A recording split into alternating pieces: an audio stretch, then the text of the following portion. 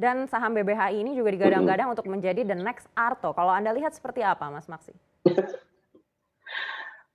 Saya aminkan dulu Anda kalau misalkan jadi the next Arto gitu ya, karena kita melihat sebetulnya bahwa sampai hari ini memang dominasi Arto sebagai seorang leader gitu ya, nomor satu begitu luar biasa. Nah, tentu kali ini kalau kita lihat sebetulnya Alobank ini bisa nggak sih, berpotensi nggak sih untuk menjadi the next Arto? Mungkin sekali. Kenapa demikian? Karena kalau kita lihat gitu ya, apa yang dibangun oleh Alobank ini tidak main-main.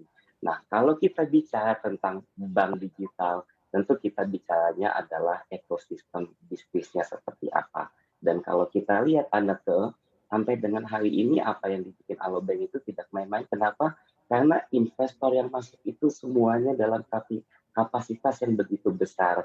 Tentu ekosistemnya pun juga akan semakin besar. Dan ketika ekosistem itu semakin besar, semakin lengkap, tentu ini akan menjadi salah satu daya dobrak yang lebih besar bagi Alobank untuk mencatatkan pertumbuhan positif setidaknya di tahun 2022 ini, Anneke. Begitu. Baik, kalau kita lihat ini juga banyak saham-saham big Hmm, caps lainnya yang terkait dengan BBHI, ada saham MTK, MTEK, lalu ada saham Mega, bahkan ada hmm, saham Buka juga. Kalau Anda lihat seperti apa sih spillover-nya untuk hmm. saham-saham pendukung ini? Kami lebih suka sebetulnya cenderung bicara mengenai Buka dan MT. Kalau Mega tentu kami juga senang, tapi kalau kita lihat sebetulnya dampak langsungnya itu lebih terhadap kepada Buka.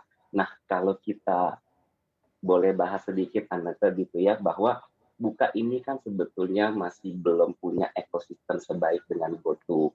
Nah, ada yang hilang di sini. Apa yang hilang sebetulnya?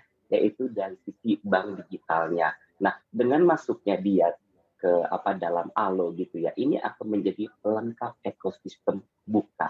Nah, ini menjadi salah satu tolok ukur baru bagi Buka bahwa ternyata dia pun bersiap untuk mengikuti jejak GoTo. Bahwa ini bukan hanya lagi kita katakan jual beli online saja, tapi lebih kepada financial services. Bahwa kalau kita bicara banking, kita bicara tidak hanya funding, tapi kita juga bicara lending. Nah, ini menjadi salah satu kesempatan juga bagi Buka untuk punya kolaborasi yang lebih erat dengan semua lini, tidak kecuali financial services. Apalagi kalau kita lihat Buka kemarin sempat naik hingga 17%.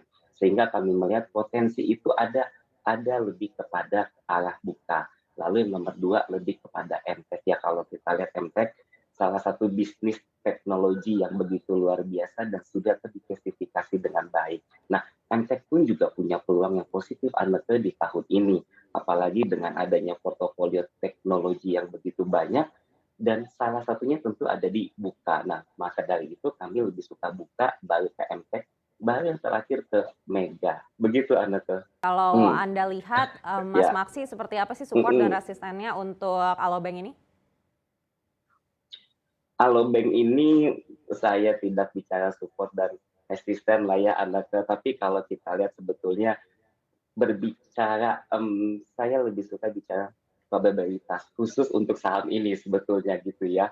Jadi memang kalau kita lihat Alobank ini atau BBHI gitu ya, Anneke dengan tingkat probabilitas sebesar 61% berpotensi menuju ke 9450.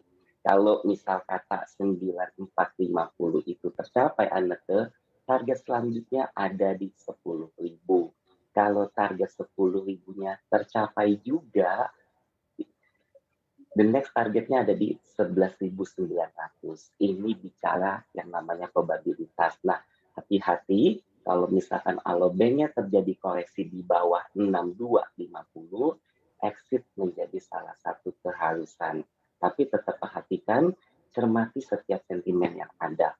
Kalau misalkan teman-teman semua yakin dengan potensi valuasi bahwa alobank nih akan menjadi bintangnya setelah Arto, beli menjadi sebuah keputusan. Kenapa? Karena waktu itu kita juga sempat bahas Arto ya dari harga 3.000 4.000, tapi pada akhirnya Arto menjadi di harga 17.000.